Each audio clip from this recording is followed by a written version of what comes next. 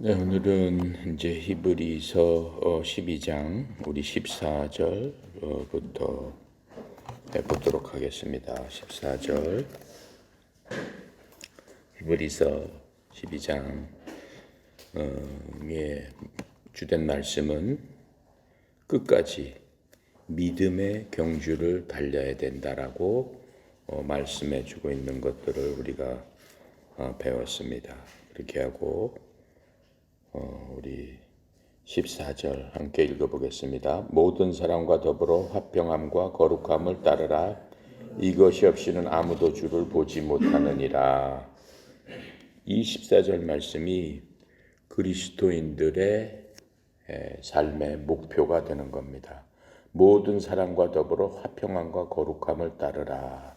화평함과 거룩함이 그리스도의 백성들한테는 항상 있어야 된다라고 지금 말씀을 하고 계시는 겁니다. 그래서 우리가 이 땅에서 살면서 화평과 거룩을 추구해야 되는 거죠. 화평을 추구한다는 얘기는 누구와 화평을 해야 된다는 말이냐면은 먼저는 하나님과 화평해야 되겠죠. 하나님과 화평하기 위해서는 가장 중요한 게 하나님과 나 사이에, 하나님과 사람들 사이에 화평을 방해하는 그러한 것들을 먼저 제거해야 됩니다. 그것이 하나님과 화평할 수 없게 하는 것이 바로 우리가 여태까지 얘기했던 죄라는 겁니다.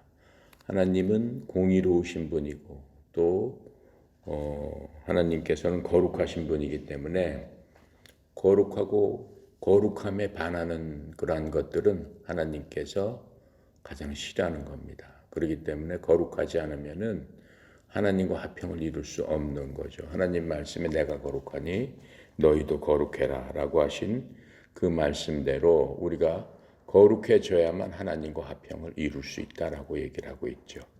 그래서 첫 번째로는 우리와 하나님 사이에 놓여 있는 죄 문제를 어떻게든지 해결을 해서 죄를 제거함으로 말미암아 하나님을 만날 수 있는, 하나님과 화평할 수 있는 그런 것들을 이루어야 되는 거고, 두 번째는 사람들과 사람 사이에 화평을 이루어야 된다라고 얘기하는 거죠. 하나님께서 율법을 주시고 또 그 율법을 지키지 않으면 많은 사람들이 이 율법으로 인해서 율법을 지키지 않는 것 자체가 죄가 되는 거죠. 죄의 결과는 사망이라고 했습니다. 그걸로 말미암아 사람들은 죽게 되는 겁니다. 그런데 예수님께서 오셔서 율법을 완성시키셨죠. 율법을 완성시키면서 하신 말씀이 율법의 강령이 하나님을 사랑하고 내 이웃을 사랑해라. 그것이 율법을 완성시키고 율법을 한마디로 했을 적에 그 얘기다라고 하는 겁니다. 즉 하나님과의 화평 또 사람들과의 화평, 그것은 뭘 통해서 이루어진다. 하나님과의 화평은 죄를 해결함으로써, 사람들과의 화평은 사랑함으로써 이루어진다라고 말씀을 해주고 계십니다. 그 부분에 대해서는 로마서 12장 18절에 보면은 나와 있습니다. 자, 그렇게 하고 거룩함은 하나님의 특성이라고 그랬는데, 거룩하다는 뜻은 분리됐다는 뜻입니다. 무엇과 분리되어? 세상과 분리됐다. 영적으로 보는 세상은 무엇입니까? 영적으로 하나님께서 우리한테 알려주신 이 세상은 원수 마귀가 지배하는 바로 그것이 영적인 이 세상이다라고 말씀을 하고 계세요. 그렇기 때문에 마귀로부터 분리돼야 되는 거죠. 그러려면 이 세상과 분리돼야 된다. 그래서 거룩함을 추구해야 되는 거죠. 그 말씀에 대해서는 고린도후서 6장 14절부터 18절까지 있습니다. 고린도후서 6장 14절부터 18절까지 읽어볼게요. 6장 14절부터 18절 신약성경 293페이지입니다. 내가 읽어보겠습니다. 너희는 믿지 않는 자와 멍에를 함께 매지 말라. 의와 불법이 어찌 함께하며 빛과 어둠이 어찌 사귀며 그리스도와 벨리알이 어찌 조화되며 믿는 자와 믿지 않는 자가 어찌 상관하며 하나님의 성전과 우상이 어찌 일치가 되리요. 우리는 살아계신 하나님의 성전이라. 이와 같이 하나님께서 이르시되 내가 그들 가운데 거하며 두루 행하여 나는 그들의 하나님이 되고 그들은 나의 백성이 되리라 라고 하시면서 빛과 어두움, 하나님과 벨리알, 또 성전과 우상 이렇게 말씀하시면서 그 앞에 있는 것들이 세상이다라고 하는 거예요. 그것과 분리되어야 된다라고 하나님께서 우리에게 말씀해 주시면서 그렇게 됐을 적에 우리가 거룩함을 잊게 된다라고 말씀해 주시는 것을 우리가 알 수 있습니다. 자, 그렇게 하고 그 14절에 화평과 거룩함에 따르라. 이것이 없이는 아무도 주를 보지 못하리라. 이게 무슨 뜻이에요? 아무도 주를 보지 못하리라. 화평과 거룩함이 없으면 다 멸망한다는 얘기입니까? 다 지옥 간다는 얘기입니까? 그 얘기 아니에요. 지금 여기서 우리한테 하는 얘기니까 구원받은 백성들한테 하는 얘기입니다. 그러니까 구원받은 이후에는 그렇게 해야 된다라고 지금 얘기를 하고 있는 거예요. 믿지 않는 사람들한테 하는 얘기가 아닙니다. 그래서 이런 화평과 거룩함 없이는 아무도 주를 보지 못하리라. 화평의 주를 보지 못한다라고 하는 얘기예요. 무서운 주, 그 다음에 그 심판하시는 주, 그렇게 보면 안 된다라고 하는 거예요. 그러니까는 여기서 주를 보지 못한다는 게 완전히 하나님을 만날 수 없다라는 그런 의미가 아닙니다. 사람은 악인이건 예수님을 믿든 안 믿든 사람은 하나님을 만나게끔 돼 있어요. 어떻게 만난다고 했어요? 성경에서는 하나님은 누구든지, 사람은 누구든지 이 땅에 태어나면 나중에 반드시 하나님을 만나는 일이 생깁니다. 우리는 언제 만나요? 이 땅을 떠났을 적에 우리의 영혼이 어떻게 하나님 앞에 가서 그리스도의 심판석에서 그리스도를 바로 만나게 되는 겁니다. 그때는 구원받은 사람들도 심판을 받는데 그때는 지옥 심판, 천국 이런 게 아니고 이미 지옥에서부터는 어떻게 구원받은 사람이기 때문에 이 땅에 살면서 하나님께서 너한테 내가 무슨 상을 주겠다라고 하는 상급 심판을 받기 위해서 그리스도 심판석에 서게 되는 겁니다. 그 다음에 믿지 않고 죽은 사람들은 어떻게 했대요? 죽은 다음에 죽은 다음에 심판석에 바로 가지 않아요. 죽은 다음에 심판석에 바로 가지 않고 이 땅에서 천년 왕국이 끝난 후에 그때 죽은 자들이 다 하나님께 올려와서 백보자 큰 보좌 앞에서 흰 보좌 앞에서 하나님께 심판을 받고 영원한 어디로 가는 거예요? 지옥으로 떨어지는 거예요. 그래서 누구든지 하나님 앞에 서게 된다라고 하는 거예요. 하지만 여기서 말씀하시는 하나님 아무도 주를 보지 못한다라는 얘기는 화평의 주를 보지 못한다라고 하는 거예요. 화평의 주. 그러니까 평강의 주님을 볼 수 없다라고 하는 거예요. 자, 거기에 대해서는 로마서 5장 1절에서 얘기를 해주고 있습니다. 자, 15절. 너희는 하나님의 은혜에 이르지 못하는 자가 없도록 하고 또 쓴뿌리가 나서 괴롭게 하여 많은 사람이 이로 말미암아 더럽게 되지 않게 하며 너희는 하나님의 은혜에 이르지 못하는 자가 없도록 하고 이 하나님의 은혜로 말미암아 우리는 뭘 받았어요? 구원을 받았죠. 우리의 구원은 우리의 힘으로 된 게 아니란 말이에요. 하나님의 은혜로 말미암아 우리가 아무런 우리의 힘이 아니고 하나님의 오직 은혜로 말미암아 우리가 구원을 받은 겁니다. 에베소서 2장 8절 보면 너희는 그 은혜의 믿음으로 말미암아 구원을 받았으니 어떻게 돼요? 이것이 너희에게 난 것이 아니요 하나님의 선물이라. 우리의 힘으로 우리가 구원받고 우리가 뭘 잘하고 우리가 뭘 열심히 해서 지옥에서 천국으로 옮겨지고 하나님의 백성이 되고 우리의 모든 죄가 없어진 게 아니다라고 얘기하는 거예요. 그러니까 우리가 한 일로 인해서 이렇게 된 것이 아니고 우리의 행위로 된 것이 아니다라고 얘기하는 거예요. 그래서 성경은 행위에서 난 것이 아니니 이는 누구든지 자랑하지 못하게 함이라. 나는 뭘 어떻게 했고 난 하나님 앞에 뭘 어떻게 했습니다. 그런 얘기는 할 수 없다라고 하는 거예요. 우리가 구원받은 것은 오직 하나님의 은혜로 말미암아 믿음으로 구원을 받았다라고 말씀을 하고 있는 겁니다. 자, 그렇게 해서 지금 여기서 얘기하는 은혜에 이르지 못하는 자가 없도록 하라는 얘기는 구원을 받지 못한 자가 없도록 하라는 얘기가 아니에요. 이 앞에서도 계속 얘기를 하고 있지만은 우리가 일생을 이 땅에서 태어나면서 하나님으로부터 3번 큰 은혜와 구원을 받게 되는데 첫 번은 뭐예요? 구원의 안식이라고 그랬어요.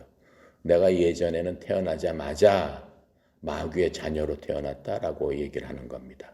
마귀의 자녀로 태어났으나 예수님을 믿고 예수님을 의지해서 믿음으로 말미암아 구원을 받아서 마귀의 자녀로부터 하나님의 자녀로 옮겨진 겁니다. 옮겨졌을 적에 우리는 그것을 다시 태어난다라고 얘기를 하고 있죠. 거듭난다라고 얘기를 하고 있어요. 영접하는 자, 곧 그 이름을 믿는 자에게는 하나님의 자녀가 되는 권세를 주셨으니 요한복음 1장 21절 말씀대로 믿음을 말미암아 하나님의 말씀을 믿었을 적에 다시 태어나서 응애하면서 하나님의 자녀가 이제 된다라고 얘기했어요. 자녀가 된 이후에 우리가 목숨을 갖고 이 땅에 사는 동안 다시 한번 하나님의 안식에 들어가는데 은혜를 받고 성화의 과정을 거치면서 예수님 닮아가는 선한 일을 하게끔 하나님께서 우리를 거듭나게 해주셨다라고 하는 거예요. 그러니까 일생을 통해서 걸어가면서 선한 일을 하게끔 하나님께서 우리를 거듭나게 했으니까 하나님께서 말씀하시는 선한 일을 해야 된다라고 하는 거예요. 하나님께서 말씀하시는 선한 일 엄청 많지 않습니까?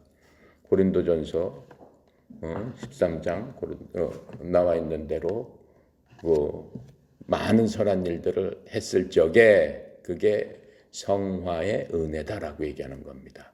성화의 은혜가 끝난 다음에 이 세상에서 목숨이 끝난 다음에 하나님께서 다시 한번 우리에게 큰 은혜를 주시는데 그게 하나님 앞에 하나님 집에 영원히 들어가는 영화의 안식을 얻게 된다라고 하는 겁니다. 그때 되면은 우리의 썩었던 몸이 어떻게 된다는 거예요? 부활한다는 거예요.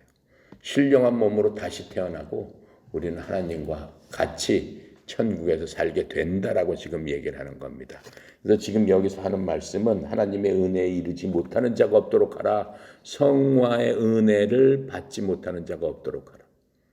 성화의 은혜를 받지 못하는 자가 없도록. 즉 성화되지 못하고 이 땅에서 죽었을 경우 하나님께서 하나님의 자식이기 때문에 어떻게 한다라고 그랬어요. 계속 성화되지 못하고 엉뚱한 짓을 하면 하나님께서 그 육체를 쳐서 죽여버리신다라고 얘기를 했어요. 하지만 그 영혼은 어떻게 한다? 살려주신다. 그렇죠? 하나님 앞에 갔을 적엔 아무런 상급은 없다라고 말씀하시는 겁니다. 자, 그 말씀을 하는 거고 또 쓴뿌리가 나서 괴롭게 하여 많은 사람으로 말미암아 더럽게 되지 않게 하라. 쓴뿌리로 인해서 괴롭게 되고 또 더럽게 되는 경우가 있다라고 지금 얘기를 하고 있는 겁니다.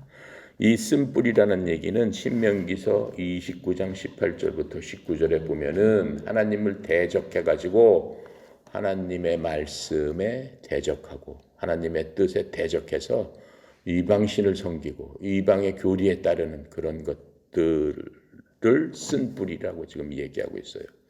그러니까는 지금도 쓴뿌리를 통해서 괴롭게 하고 더럽게 하는 일들이 일어난다라고 하는 거죠. 즉 뭡니까? 우리가 하나님께서 주신 교리의 말씀을 제대로 따르지 못하고 그렇죠? 쓴뿌리 뭐예요? 지금 신천지 이만희가 내가 예수다라고 해서 신천지 교인들은 이만희가 그리스도라고 메시아라고 생각하는 거예요. 그래서 이만희는 죽지 않는다고 생각하는 거예요. 그 이만희 말은 예수님의 말보다 더욱더 그 말대로 따라서 그냥 해야 되는 거예요. 그런 교리들 얼마나 많아요. 그렇죠? 이단 교리들 그런 것들이 교회를 더럽게 한다라고 얘기하는 거예요. 또 같은 교인들 중에서도 예를 들어서 엉뚱한 교리, 예를 들어서 천국 가기 위해서는 그리스도를 믿을 뿐만 아니라 뭣도 해야 된다. 행위로서 뭔가 선한 일을 해야 되지 않느냐. 라고 주장하는 그런 교리들. 이런 교리들은 어떻게 쓴뿌리가 돼서 모여있는 사람들을 괴롭게 하고 더럽게 한다라고 지금 말씀하고 있는 겁니다.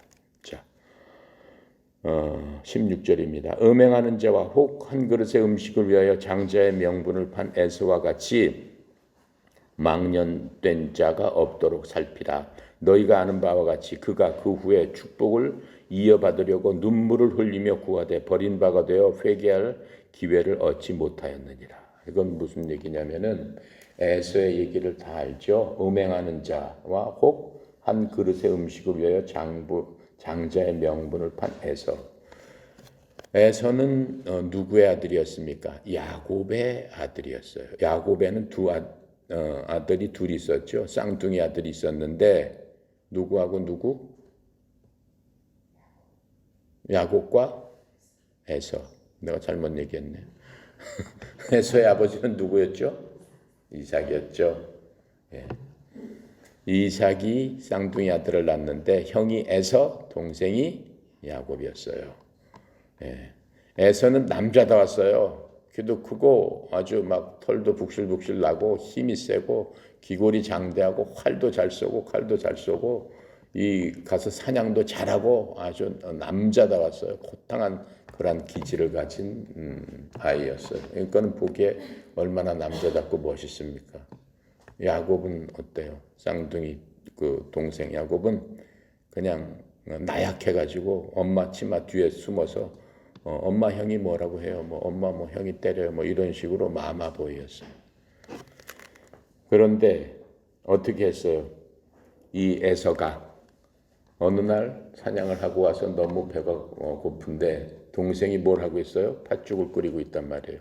팥죽을 한 그릇 나를 줘서 내가 먹게 해라 그랬더니 동생 야곱이 뭐라고 얘기를 해요? 형의 장자권을 나한테 주면은 내가 팥죽 한 그릇을 주마 그랬더니 그래 너 장자하고 그냥 팥죽 나 줘라 라고 하면서 팥죽 한 그릇에 말로써 장자권을 동생한테 준 겁니다.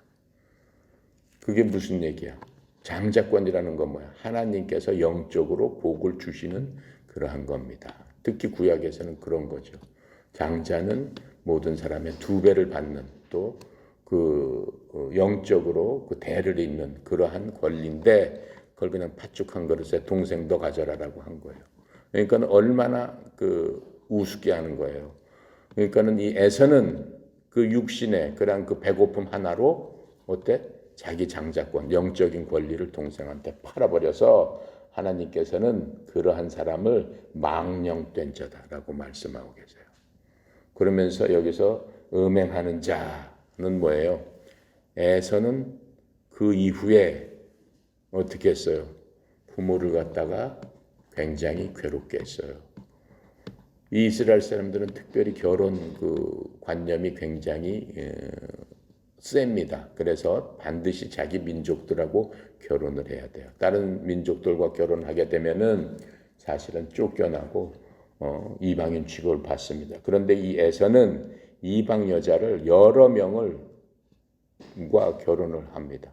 그래서 그 이삭과 리브가를 그 엄마를 굉장히 괴롭게 한 그러한 아들이에요. 그것을 하나님께서는 음행한 자라고 지금 말씀을 하고 계시는 겁니다. 7절 너희가 아는 바와 같이 그가 후에 축복을 이어받으려고 눈물을 흘리며 구하되 버림받아 회개할 기회를 얻지 못하였느니라. 무슨 얘기야? 아버지가 야곱이 형을 속여가지고 어떻게 했어요? 몰래 형인 척하고 가서 장자권을 팔았으니까 어떻게 축복을 받아요. 축복을 받은 다음에 그 이후에 그 사실을 알고 에서가 아버지한테 가서 울면서 아버지 저한테도 좀 복을 빌어주세요. 없다라고 얘기해요. 내가 너한테 줄 복이 없다. 나는 이미 야곱이 에서인 줄 알고 장자인 줄 알고 내가 복을 다 하나님의 복을 빌어주었다라고 얘기하니까 울면서 그래도 뭐 좀 남은 거 있지 않겠습니까? 뭐라도 좀 주세요. 그랬더니 이삭이 할 수 없어가지고 그 육적인 복, 뭐 이 땅에서 잘 되라 뭐 이런 식으로 해서 뭐 큰 민족을 이루라라고 해서 육적인 복을 주는 겁니다. 그래서 에서의 자손이 누구냐면 에돔 족속이에요. 에돔 족속이 끝까지 이제 대결하게 됩니다. 에돔 다 진멸하게 되죠. 자, 그러면서 어쨌든 간에 그러한 일들이 있었던 것에 대해서 성경은 지금 이렇게 말씀하고 있는 거예요. 회개할 기회를 얻지 못하였느니라.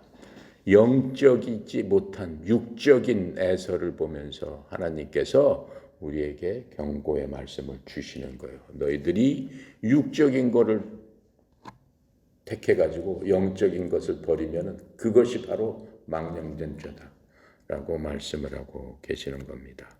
자, 그렇게 하면서 이제 이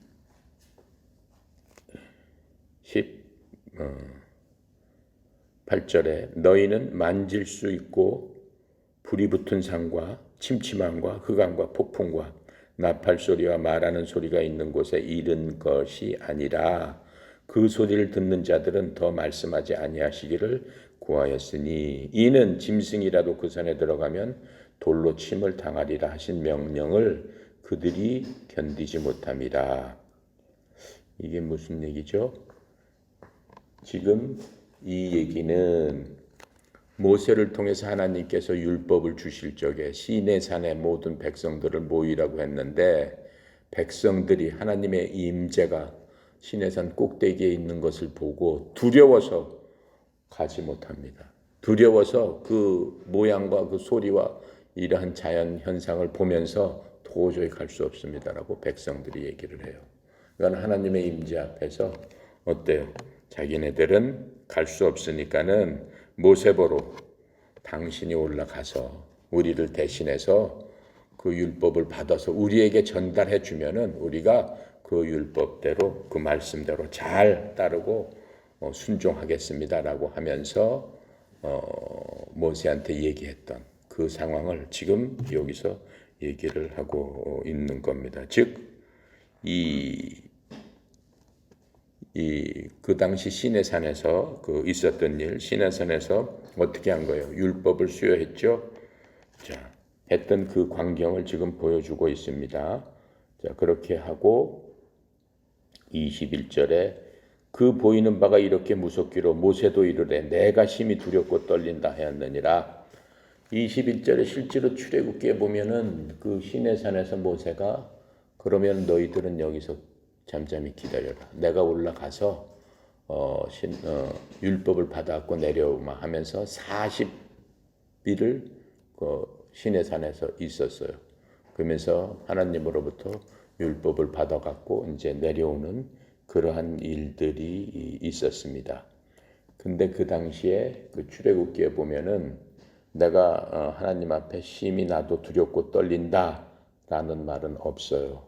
근데 모세의 심경을 이 바울이 하나님의 영감을 받아서 그 당시에 모세의 심경을 지금 이 성경에 이렇게 말씀을 해주시고 있는 거예요, 우리한테.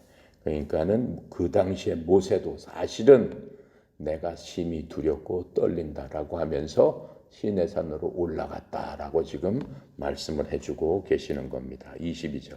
그러나 너희가 이른 곳은 시온산과 살아계신 하나님의 도성인 하늘의 예루살렘과 천만 천사와 하늘에 기록된 장자들의 모임과 교회와 만민의 심판자이신 하나님과 및 온전하게 된 의인의 영들과 새 언약의 중보자이신 예수와 및 아벨의 피보다 더 나은 것을 말하는 뿌린빛이라 라고 하면서 지금 구약시대 율법을 받았을 때 하고 지금 신약시대 그리스도 메시아로 말미암아 우리가 온전한 그 모든 하나님의 말씀을 받았을 때를 비교해서 얘기해 주고 있는 거예요. 비교해서 지금 얘기를 해주고 있는데 너희들이 출애굽기에서 봤던 우리가 출애굽기에서 충분히 여기에 대해서 설명을 하고 있죠. 봤던 그러한 율법은 굉장히 받는 과정도 무서웠고 모든 사람을 공포에 떨게 만들었고 그 율법을 통해서 많은 사람이 어떻게 되는 거예요? 죽임을 당하는 거예요. 율법이 없을 당시에는 사람을 죽였어도 어떻게 돼? 법에 그런 게 없어요. 사람을 죽이면 어떻게 된다라는 게 없으니까는 제재를 안 받았지만은 율법이 생긴 다음부터는 살인하면 안 된다, 간음하면 안 된다, 우상 숭배하면 안 된다, 도적질하면 안 된다. 이런 모든 것들이 제정됐기 때문에 율법은 거울이라고 그랬어요. 거울에 보면은 거울이 없었을 적에는 내가 뭐가 묻었든 뭐가 어쨌든 간에 안 보이니까는 상관을 안 했지만 거울이 있은 다음부터는 세세하게 잘못된 부분을 지적한단 말이에요. 지적은 하지만 거울이 고쳐주지는 못한다라고 하는 거예요. 지적을 통해서 어떻게 돼? 거기에 마땅한 벌을 받게 된다라고 지금 얘기를 하고 있는 거예요. 그게 바로 율법이다라고 지금 얘기를 하는 거예요. 하지만 어때? 너희가 이른 곳인 시온산. 시온산은 현실적으로 있는 산을 얘기하는 게 아니에요. 시온산은 하늘나라에 있는 그러한 산을 만져지지 않는 그런 산을 지금 얘기하고 있는 거예요. 그러니까 시내 산과 대비해서 시온산이라는 말씀을 하고 계시면서 살아계신 하나님의 도성인 하늘의 예루살렘을 얘기하고 있으면서 그곳에는 엄청난 많은 천사와 하늘에 기록된 장자들의 모임과 교회와 지금의 교회들. 지금 교회라는 건 뭐예요? 건물이 거기에 올라가 있다는 얘기예요? 아니잖아요. 하나님을 믿는 백성들, 우리가 아까 봤듯이 우리 속에 성령이 거하는 너희들이 하나님의 전인 줄 깨달아 알지 못하느냐. 하나님이 계신 곳을 교회다라고 했을 적에 네 속에 하나님이 계시니까 그럼 너는 뭐냐? 전이다. 하나님이 계시는 성전이다. 즉 교회다. 이렇게 얘기하는 거예요. 즉 우리가 교회다라고 얘기하는 거예요. 개개인이 교회다라고 얘기하는 거예요. 자, 그래서 이 교회와 장자들의 모임이라는 거는 장자라는 건 첫 번째 난 자들이잖아요. 그러니까는 첫 번째로 구원받은 자들 이런 사람들의 모임이라고 생각하면 되겠습니다. 즉 교회와 같은 뜻이라고 생각하면 될 것 같아요. 교회와 만민의 심판자이신 하나님, 예수님도 계시고 온전하게 된 의인의 영들과 온전하게 된 의인의 영들이라는 거는 7년 환란 기간 중에서 이제 이 땅에서 재림 때를 얘기하는 거잖아요.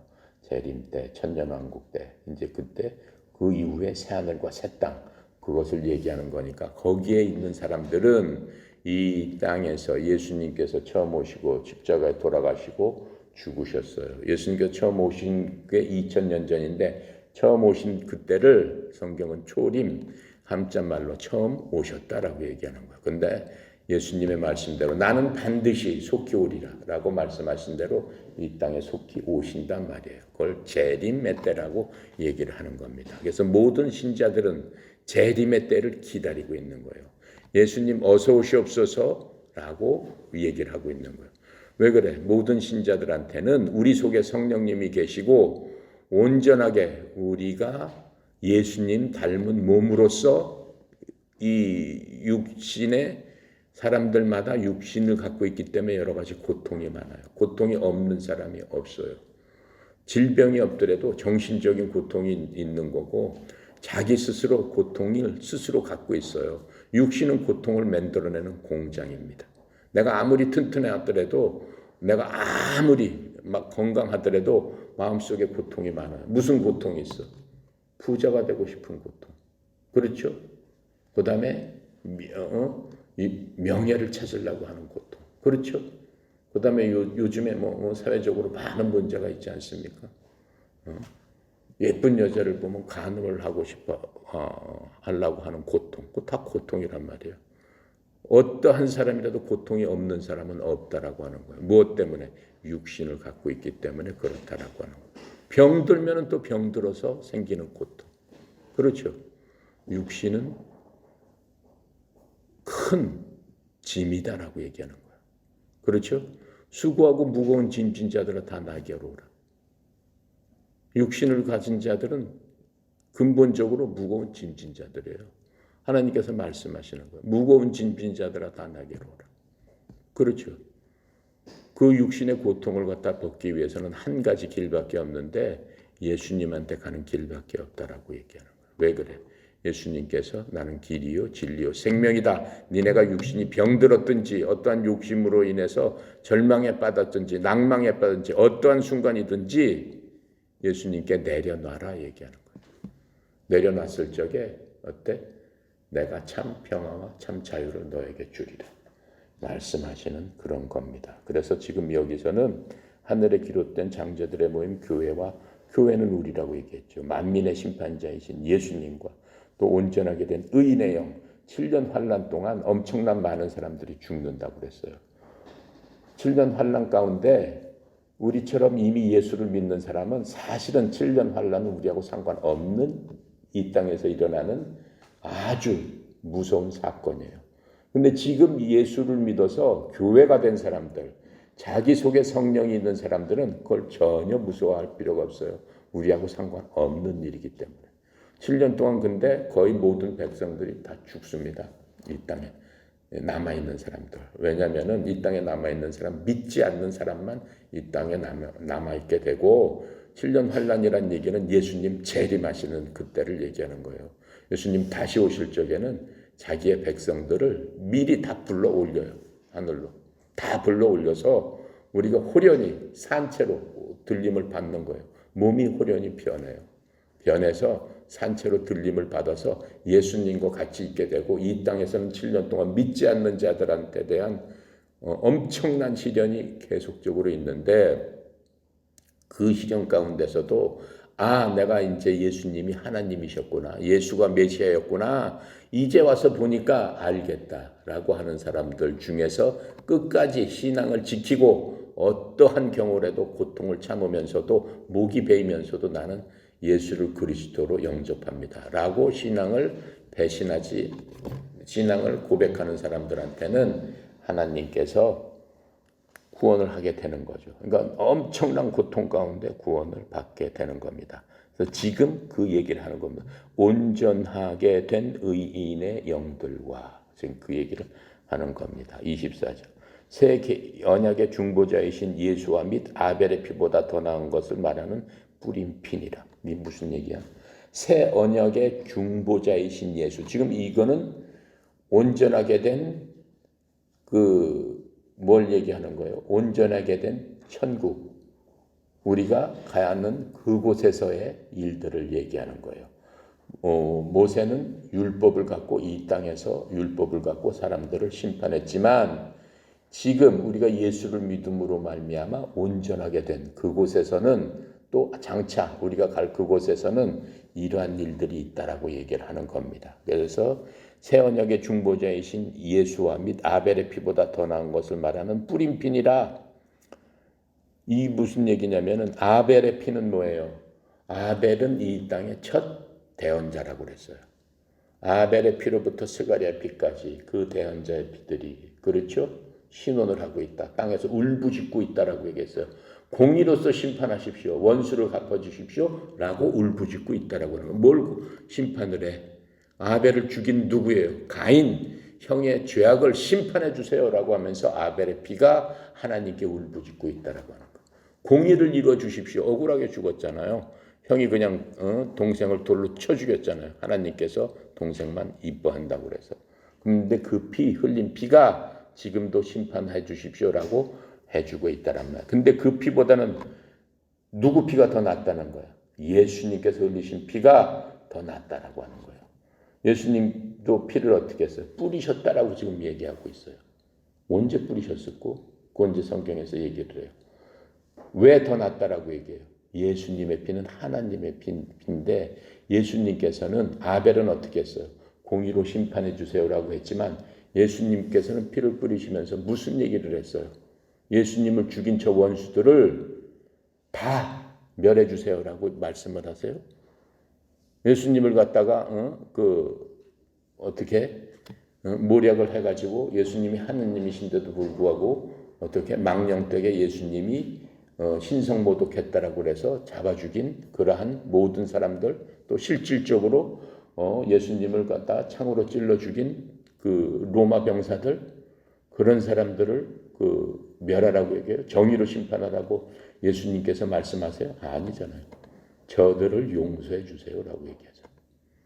율법은 죽이라고 얘기하지만 예수님께서는 용서해줘라, 용서해줘라, 용서해줘라 이렇게 말씀하신다라고 하는 거예요. 그러니까는 율법의 그러한 피보다 예수님의 피가 훨씬 더 낫다라고 하는 의미는 예수님께 가면은 용서를 받을 수 있단 말이에요. 죄인들이. 그렇죠? 우리 모든 죄인도 이 세상에서 예수님께서는 예수님의 피로 지우지 못할 죄가 없다라고 얘기했어요. 단 한 가지만 제외하고.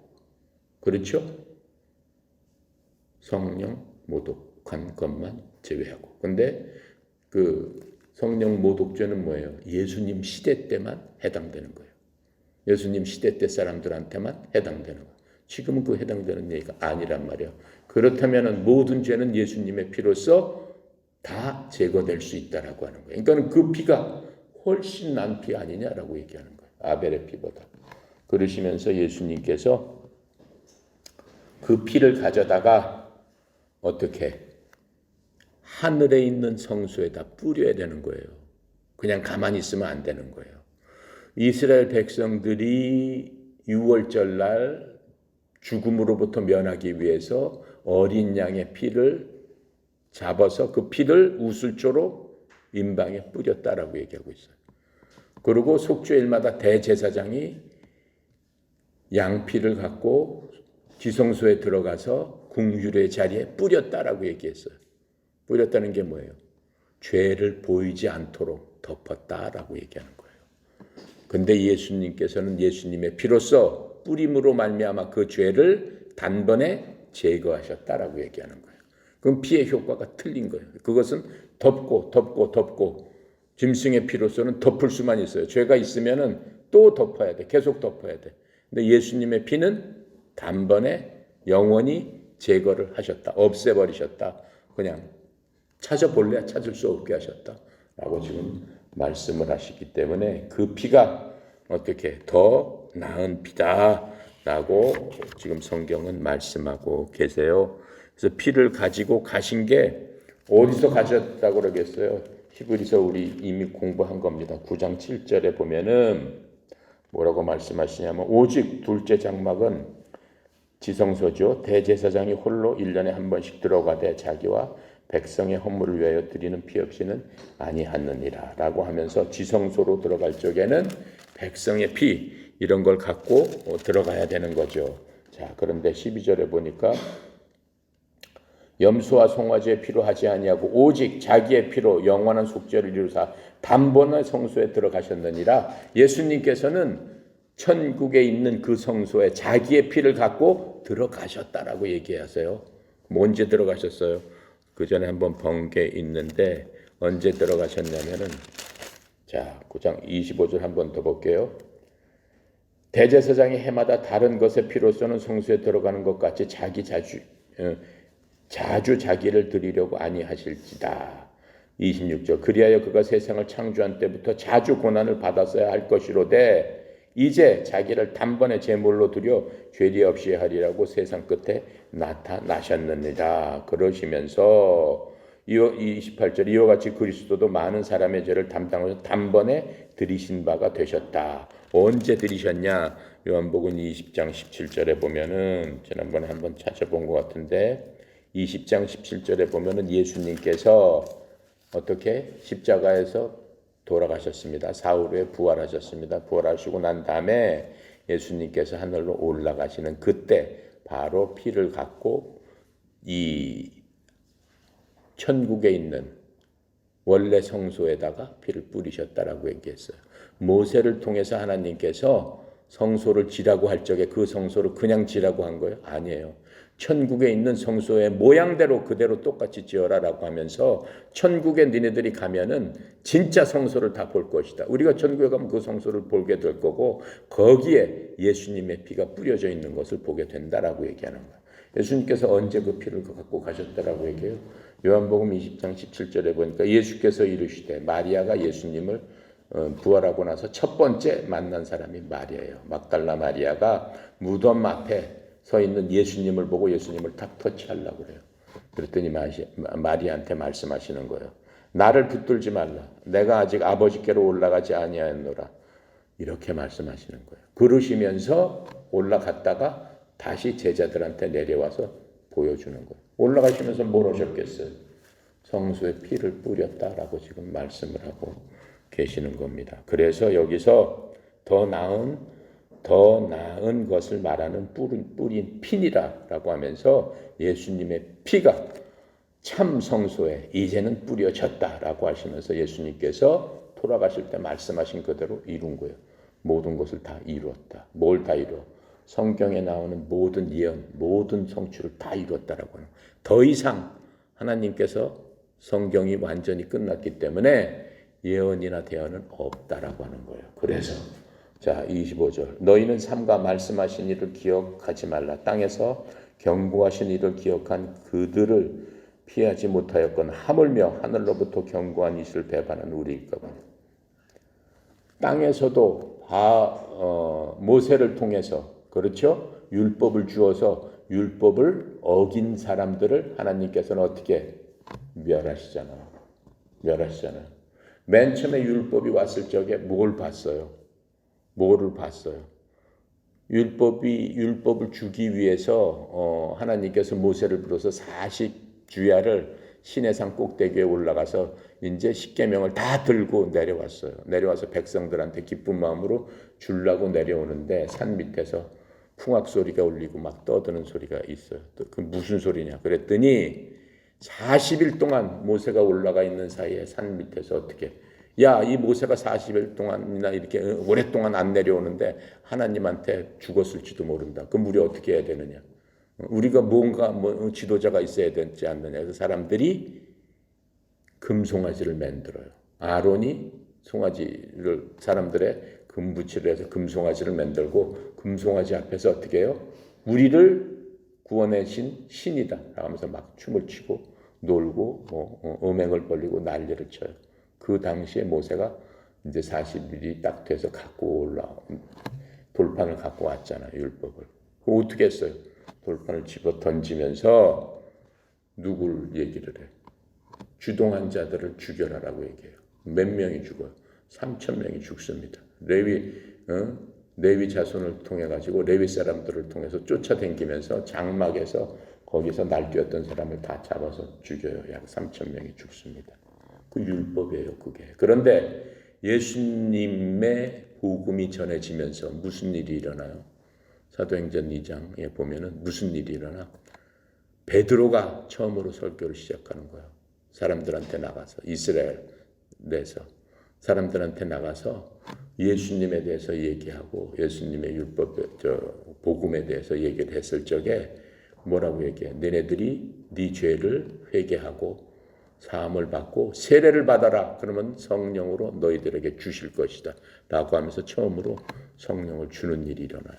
그러면 성령으로 준다는 얘기가 뭐야? 하나님의 교회가 생기기 시작하는 거예요. 하나님의 그 백성들이 생기기 시작하는 거예요. 그랬을 적에 몇 명이 회개하고 돌아왔다고 그랬어요. 율법을 통해서 3,000명이 죽었던 그 숫자대로 3,000명이 그날 회개하고 하나님께 돌아왔다라고 하면서 교회가 처음으로 시작되는 광경을 볼 수 있습니다. 그러니까는 율법은 죽이는 거예요. 그렇죠? 복음은 살리는 거예요. 그게 틀리다라고 강력하게 말씀을 하고 계시는 거예요. 자, 그래서 26절 그때는 그 소리가 땅을 진동하였거니와 이제는 약속하여 이르시되 내가 또 한번 땅만 아니라 하늘도 진동하리라 하셨느니라. 무슨 얘기야? 예수님께서 재림하신 그 순간에 이 땅이 변화하는 일들이 한번 생겨요. 자연이 변해서 이 땅이 갈라지기 시작하고 지금 우리나라 이 지구가 23.5도로 이렇게 기울어져서 자전을 하고 공전을 하고 이렇게 하고 있잖아요. 이 땅 자체 축도 변하고 이런 모든 것들이 변하는 때가 있는데 그게 언제다라는 거예요. 예수님 다시 오는 그때 변하게 된다라고 하는 것들을 흔들리는 때를 온다라고 하는 거예요. 어디서 그런 얘기가 나요? 학계 2장 6절 학계 찾아볼게요. 이거는 우리한테 당하는 일이기 때문에 여러분들이 한번 보는 게 좋아요. 학계 2장 6절 1310페이지 구약입니다. 6절에 보면 만군의 주가 이같이 말하노라. 조금 있으면 내가 하늘과 땅과 바다와 육지를 어떻게 해라? 진동시킬 것이다. 라고 말씀하고 계세요. 또 21절 22절에 보니까 너는 유다 총독 스룹바벨에게 말하여 이르라 내가 하늘과 땅을 진동시킬 것이요 여러 왕국들의 보좌를 엎을 것이요 여러 나라의 세력을 멸할 것이다. 그리고 그 병거들과 탄자들을 쓰러뜨리리라 라고 하면서 이 마지막 때에 대해서 하나님께서 이 지구가 그렇게 된다라고 하는 것들을 알려주고 계시는 겁니다. 이게 재림의 사실을 얘기하고 있는 거예요. 재림의 사실에 대해서는 이사야서 24장 19절, 22절 이렇게 또 나와 있습니다. 자, 그렇게 하고 우리 27절에 보면은 이 또 한 번이라 하심은 진동하지 아니하는 영존하게 하기 위하여 진동할 것을 곧 만드신 것들이 변동될 것을 나타내심이라. 이 복잡한 얘기 같지만 똑같은 얘기예요. 자, 이 모든 이제 흔들리는 것들이 제거되고 지금 있는 하늘과 땅도 어떻게 된다는 거예요? 없어져 버린다는 거는 거예요. 그 새 하늘과 새 땅을 하나님께서 만들어 주신다라고 성경은 말씀하고 계세요. 새 하늘과 지금 새 땅도 어떻게 돼버려? 제거된다라고 하고 있어요. 계시록 6장 14절에 말씀하고 계세요. 성경 맨 마지막이죠.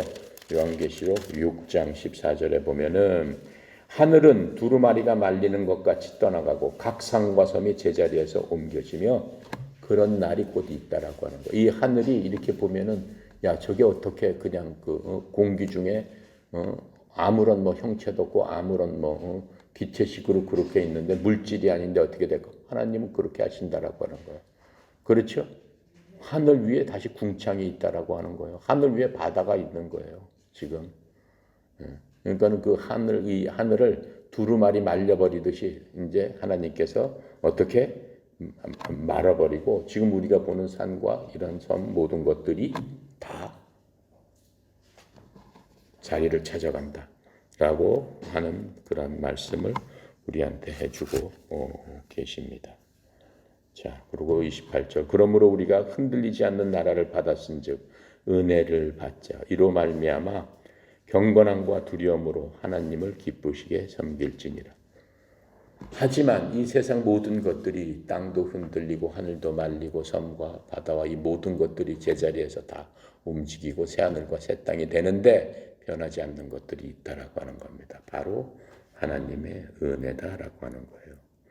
하나님의 은혜, 흔들리지 않는 것, 즉 하나님의 은혜를 받자라고 얘기하는 거예요. 그 은혜를 이미 우리는 받은 사람들이죠. 먼저 받은 게 뭐예요? 구원의 은혜. 그렇죠? 그러면서 또 우리가 예수님 닮아가고 이 땅에서 선한 일을 하도록 하나님께서 우리를 다시 태어나게 하셨으니까 그 목적대로 살아야 되는 성화의 은혜. 그렇죠? 성화의 은혜 끝에 가면은 우리로 하여금 하나님 닮게 하나님의 본성에 참여하는 자가 될 수 있게 하는 영화의 은혜를 하나님께서 주시겠다라고 하는 겁니다. 그리고 그 사이에서도 변하지 않는 게 뭡니까? 하나님께서 우리에게 주시는 긍휼하심, 그 다음에 하나님의 사랑, 그 다음에 우리가 이미 받은 구원, 이러한 모든 것들은 결국 흔들리지 않는다. 물론 하나님께서 준 우리의 천국의 집, 에베소서 1장 3절에 뭐예요? 하나님께서 우리에게 하늘에 있는 모든 처소의 신령한 복으로 우리에게 이미 복을 주셨다라고 하는 그러한 복들은 흔들리지 않는다라고 하는 거예요. 하나님께서 우리에게 주시는 새 하늘과 새 땅 이런 것들은 흔들리지 않는다라고 얘기하는 거예요. 거기에 반해서 흔들리는 것, 우리가 느끼는 보고 만지고 느끼고 하는 모든 것들은 흔들린다라고 성경은 말씀하고 있는 겁니다. 그래서 이러한 은혜를 소유해야 된다라고 하는 겁니다. 그래서 하나님은 소멸하는 불이십니다. 소멸하는, 하나님 스스로 소멸하는 불이라는 의미 아니에요. 하나님은 소멸시키는 불이시다라고 얘기를 하는 거예요. 소멸을 시켜버리시는 불이시다. 하나님께서 불이시잖아요. 우리가 하나님 앞에 섰을 적에 우리의 공적을 불 가운데 집어넣으신다라고 얘기했어요. 지피나 이런 것, 탈만한 것들은 싸그리 다 타버리고 우리한테 남아있는 것들만 하나님께서 그것을 보시고 보석같이 단단한 것. 그건 뭡니까? 우리가 이기심으로 내 생각대로 한 모든 것들은 태워 없어진다라고 하는 거예요. 우리가 하나님 때문에, 그렇죠? 하나님의 사랑에 감격해서, 하나님의 은혜에 감사해서 한 모든 것들은 보석처럼 빛나서 살아남는다라고 하는 거예요. 살아남는 것에 대해서만 하나님께서 보상을 해주시겠다라고 하는 거예요. 보상을 바라보기 위해서 어떻게 열심히 달려가자라고 얘기하는 거잖아요. 그렇죠? 하나님 믿는 자는 하나님 살아계신 것과 하나님께 나오는 자에게 보상해 주시는 자이심을 믿어야 할지니라. 그게 하나님을 기쁘게 하는 믿음의 사람들의 태도라고 하는 겁니다. 기도하고 마칩니다. 감사시 거룩하신 하나님, 하나님의 은혜를 찬양합니다. 저희들 이 시간도 하나님의 말씀을 통해서 하나님께서 앞으로 우리를 사랑하사 준비하고 예비하시고 복 주시는 그 모든 것들을 말씀으로 보증하여 주셨사오니, 말씀으로 이 세상 우주 만물을 만드신 그 말씀이 우리 속에서 견고하게 자리를 잡고 그 말씀을 통해서 하나님의 크신 사랑에 크고 높고 깊음이 어떠한 것을 깨달아 알아 하나님의 말씀 따라 살아가는 저희들 다 되도록 주여 축복하여 주시옵소서. 특별히 옆에 속해 있는 우리 선수들, 우리 교육생들, 지도자들, 지부장들 삶의 현장에서 하나님의 말씀 붙들고 거룩하게 구별되어 하나님 기뻐하는, 하나님 보시기에 아름다운 삶을 사는 저희들 다 되어서 하나님 앞에 이제 곧 쓸 텐데 설 적에 우리가 행한 모든 것들이 없어지지 않고 사라지지 않고 보상으로서 하나님 앞에 상 받는 저희들 되도록 주여 축복하여 주시옵소서.